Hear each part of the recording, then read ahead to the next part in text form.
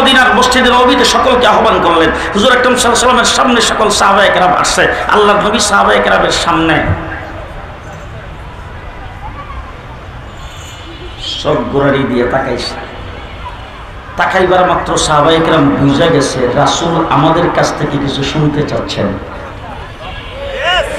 হুজুর আকরাম সাল্লাল্লাহু আলাইহি ওয়াসাল্লামের সামনে এক একজন সাহাবী দাঁড়াইতে শুরু করেছেন আর তারা বক্তব্য রাখতে শুরু করেছেন। ও আল্লাহর হাবিব হযরত মুসা আলাইহিস সালামের উম্মত সমস্ত সুযোগ সুবিধা পাওয়ার পরে তারা বলছিল যুদ্ধ করা লাগলে তুমি আর তোমার আল্লাহ কইরো, আমরা নাই। আজকে আমাদের পেটে ভাত নাই, পরনে কাপড় নাই, পায়ের নিচে মাটি নাই, মাথার উপরে ছায়া নাই, আমাদের হাতে অস্ত্র দেওয়ার কেউ নাই, আমরা সম্পূর্ণ নিঃস্ব। কিন্তু আপনাকে পরিষ্কার ভাষায় বলে দিচ্ছি, যতক্ষণ আমাদের দেহের ভিতরে প্রাণ থাকবে আপনার ডাইনে বামে সামনে পেছনে লড়াই করতেই থাকবো, লড়াই করতেই থাকবো।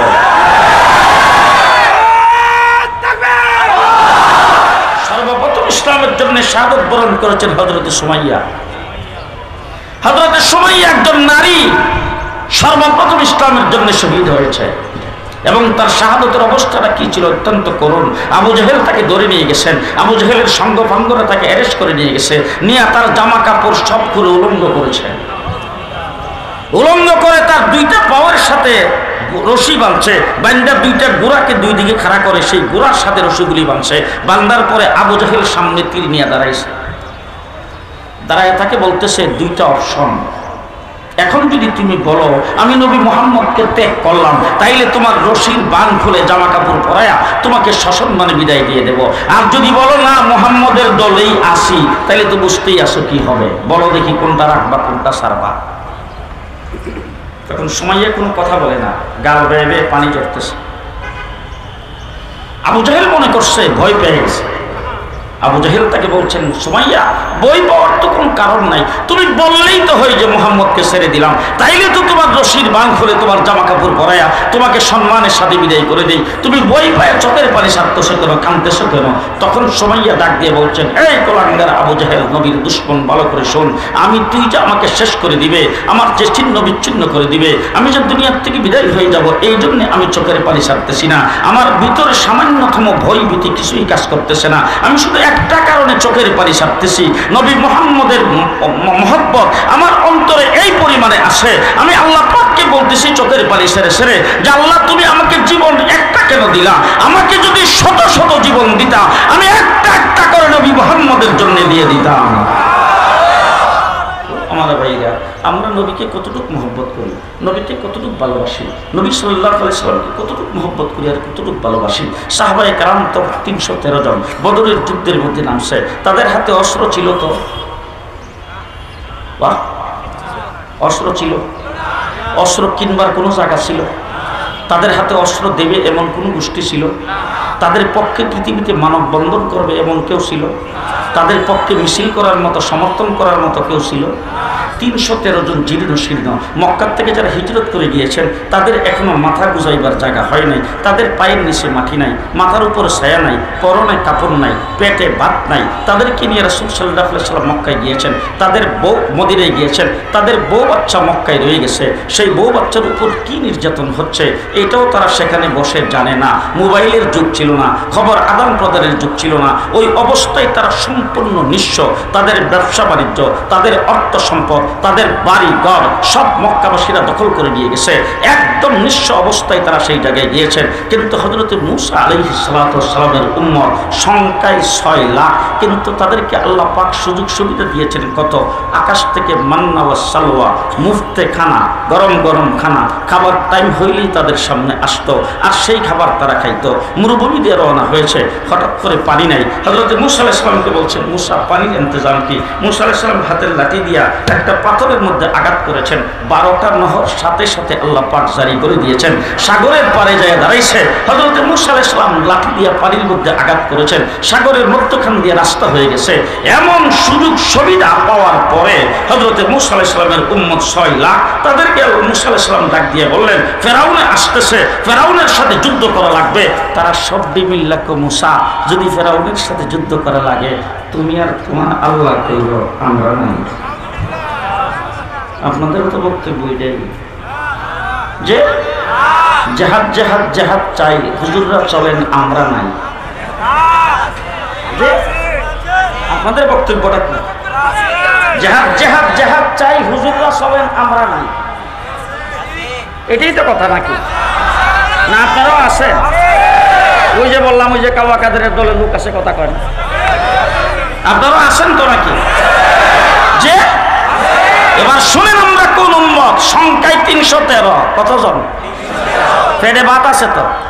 রমজান শরীফের মাস, রাত্রে সেহরি পেট ভরে খাইতে পারে নাই, ইফতার কি দিয়ে করবে সেই ব্যবস্থা নাই। হুজুর আকরাম সাল্লাল্লাহু আলাইহি ওয়াসাল্লাম আবু জাহেল যখন মদিনা আক্রমণ করতে গিয়েছে, যায় যখন ডাক দিছে খেলা হবে, আজকেও যারা ডাকতো তারাও কিন্তু আবু জাহেলের বংশধর। দেখেন সবাই কথা কয় না। আজকে যারা আমাদেরকে খেলার জন্য ডাকতো এরাও কিন্তু আবু জাহেলের বংশধর। এই আবু জাহেলের প্রেতাত্মারাই গত 15 বছর পর্যন্ত ক্ষমতায় ছিল। জি, তুই খেলা হবে যখন ডাক দিছে, আল্লাহ পাকের দরবারে রাসূল তাকে আল্লাহ আবু জাহেল তো মদিনাতেও শান্তিতে থাকতে দেবে না।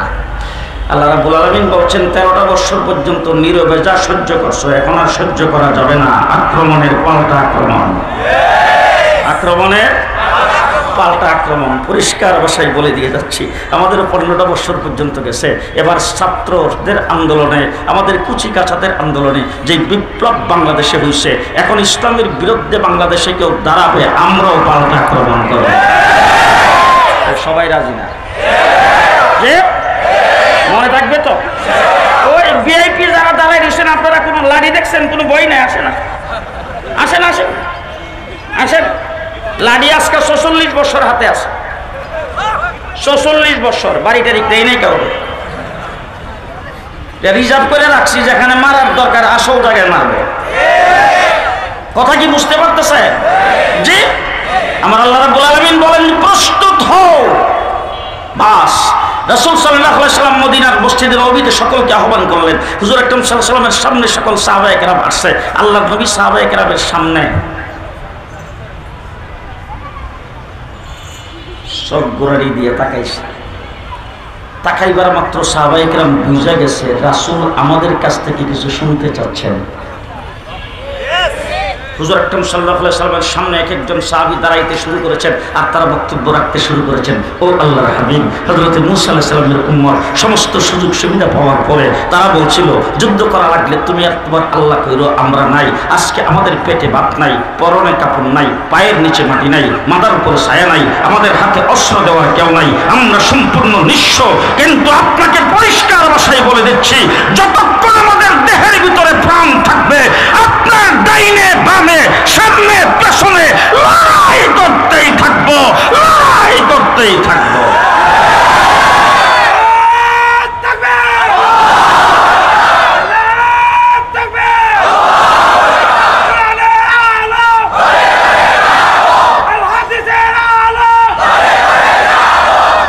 আমরা সেই নবীর উম্মত, আমরা সেই বদরের 313 জন সাহাবায়ে কেরামের উত্তরসূরি। কারা কারা দেখি, কারা কারা দেখি? আমরা বদরের 313 জনের সাহাবায়ে কেরামের উত্তরসূরি। ঠিক না বেঠিক? ঠিক না বেঠিক? সাহাবায়ে কেরাম 313 জন আল্লাহর নবীর সামনে দাঁড়ায় এই বলছে, ওই তখন থেকে দিন দেখেন খুব ভালো করে, অতীতে যত নবী পৃথিবীতে আগমন করেছেন, কোন নবীর উম্মত এরকম বলে নাই। কোন নবীর উম্মত নবী চলে যাওয়ার পরে তার দিনকে টিকায় রাখার জন্য আবু বকর সিদ্দিকের মতো বলে নাই, আয়ান কুসুদ্দিন ওয়া আনা হাইয়ুন, আমি জিন্দা থাকতে দিনের সামান্য ক্ষতি হবে, আবু বকর বরদাস্ত করবে না। 1,24,000 নবীর উম্মত বলে নাই, আবু বকর সিদ্দিক বলেছেন। আমাদের সেই কথা এখনো আছে তো? জি আছে না? মুহাম্মদুর রাসূলুল্লাহ সাল্লাল্লাহু আলাইহি ওয়াসাল্লামকে তাইফের জমিনে পাথরের বৃষ্টির মতো আঘাত করেছে, ইসলামের লোম ছিঁড়ে গেছে। কথা আসতে কর, ইসলামের কি হয়েছে?